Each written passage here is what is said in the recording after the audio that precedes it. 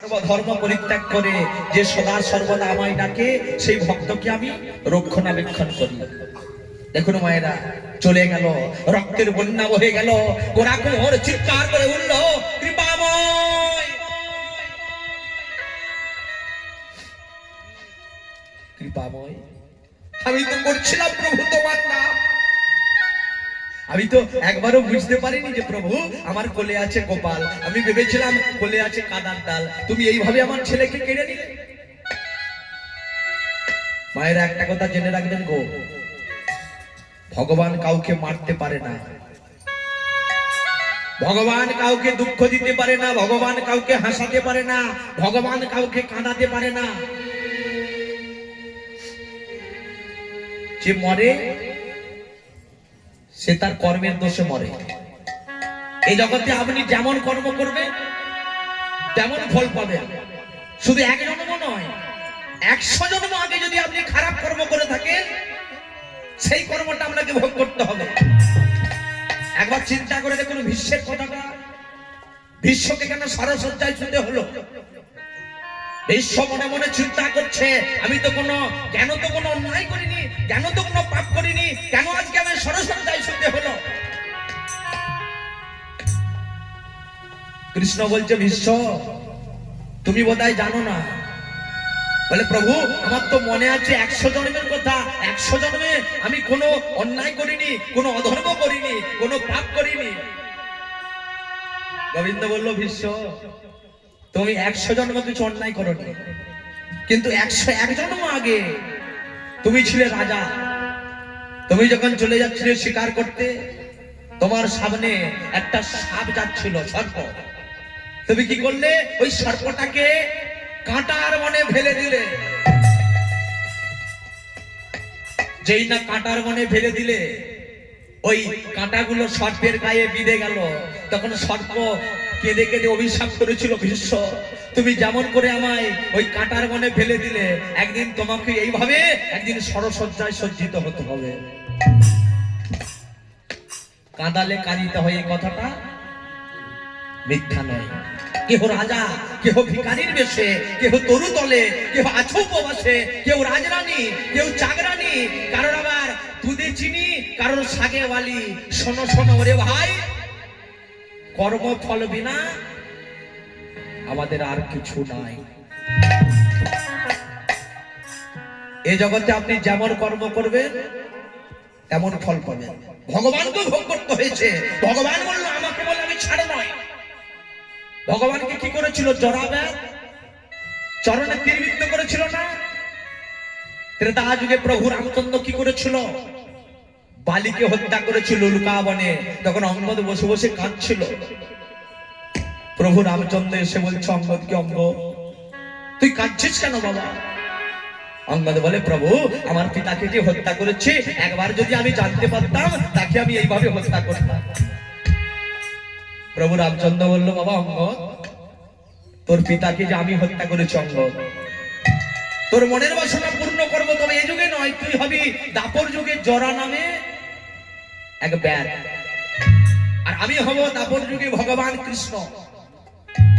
আমি যখন ওই প্রভাসের তীরে গাছের ডালে বসে চরণ দোলাবো, আর তুই শিকার মনে করে আমার চরণে তীরবিদ্ধ করবি। হৃদয় গৌর হরি ওম।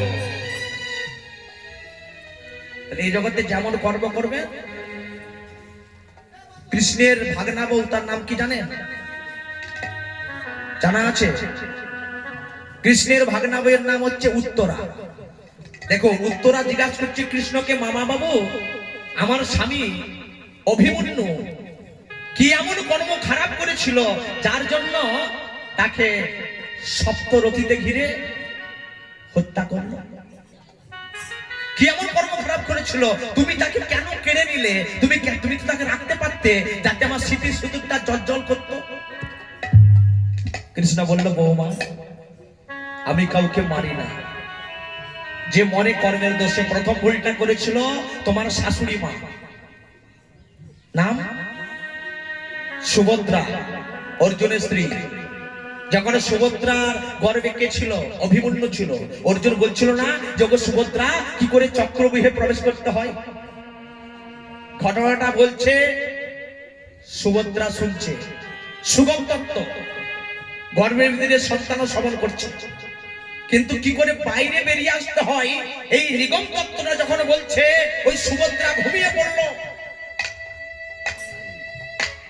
সুভদ্রা ঘুমিয়ে পড়লো বলে গর্ভের ভিতরে সন্তানের আর শোনা হলো না, ওই জন্য সপ্তরথীতে ঘিরে হত্যা করলো। এটা ছিল প্রথম ভুল।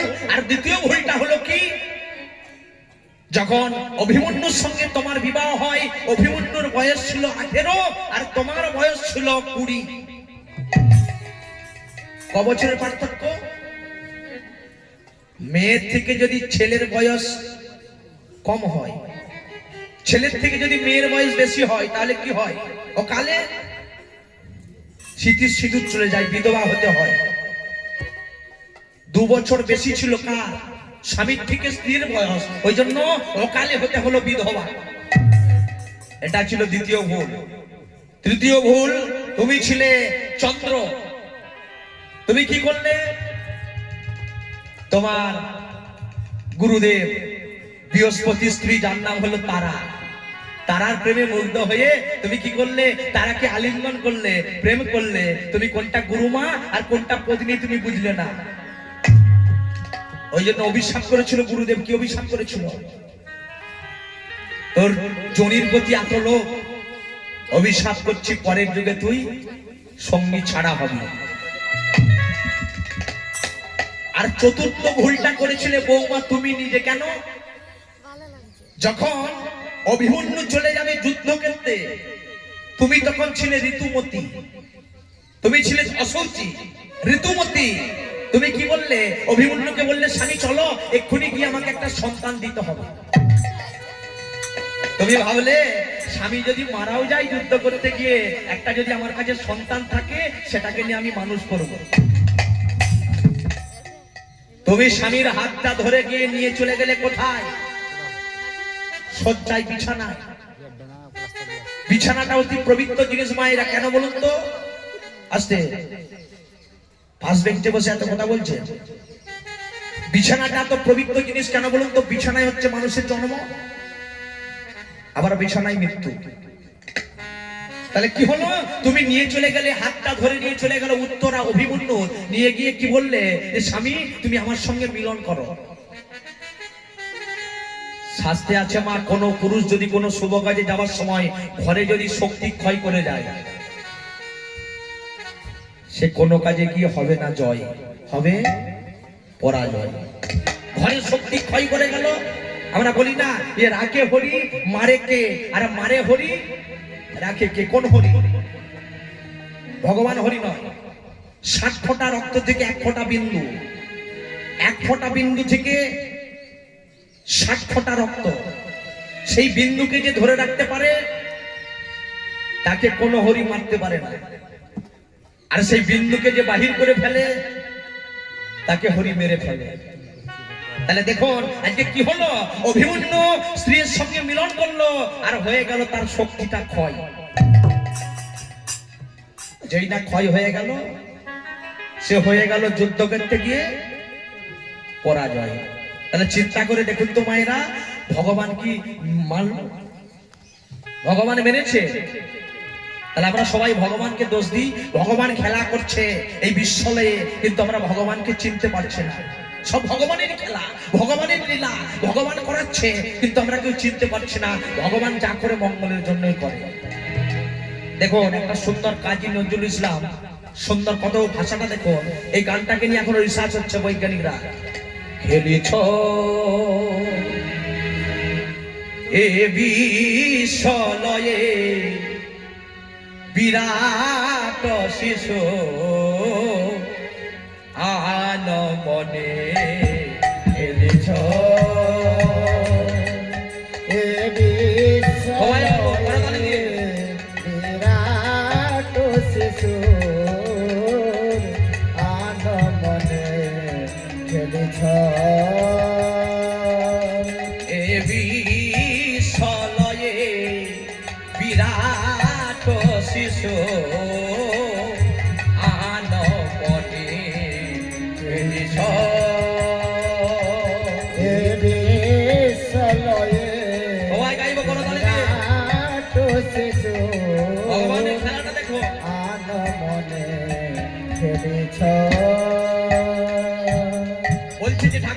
ছোটখাটো দেখতে হলেও গোপালের সাইজ কত, তাদের বিগ্রহ আজ এতটুকু, কিন্তু তুমি বিরাট শিশু। ও গো প্রলয় সৃষ্টি তব অথুল খেলায়, নিরজনে প্রভু নিরজনে খেলেছ। প্রলয় সৃষ্টি তব পুতুল খেলা, নিরজনে প্রভু নিরজনে খেলেছ। অগ প্রলয় সৃষ্টি তব পুতুল খেলায়, নিরজনে প্রভু নিরজনে খেলেছ।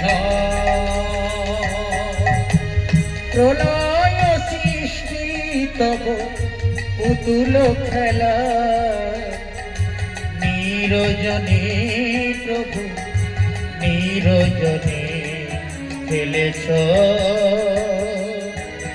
এই বিশালয়ে বিরাট শিশু আনমনে খেলেছ। এ বিশ্বলয়ে বিরাট শিশু আদমনে খেলেছ। শূন্যে মহা আকাশে তুমি মগে না লীলা বিলাসে। শূন্য মহাকাশে প্রভু তুমি মগ্ন লীলা বিলাসে। শূন্যে মহা আকাশে তুমি তুমি মগে না লীলা বিলাসে। শূন্য মহা আকাশে তুমি মগ্ন লীলা বিলাসে। আজ ভাঙি ছবরি নীতি আপন মনে, নিরজনে প্রভু নিরজনে খেলেছ। এ বিশ্বলয়ে বিরাট শিশু আদমনে খেলেছ।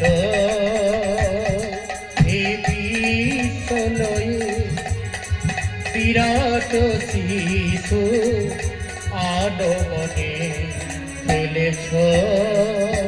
দেখুন ভগবান কাজীকে নিয়ে খেলা করছে। আমরা যখন খেলা করি কাদেরকে নিয়ে? বন্ধু বান্ধবকে নিয়ে।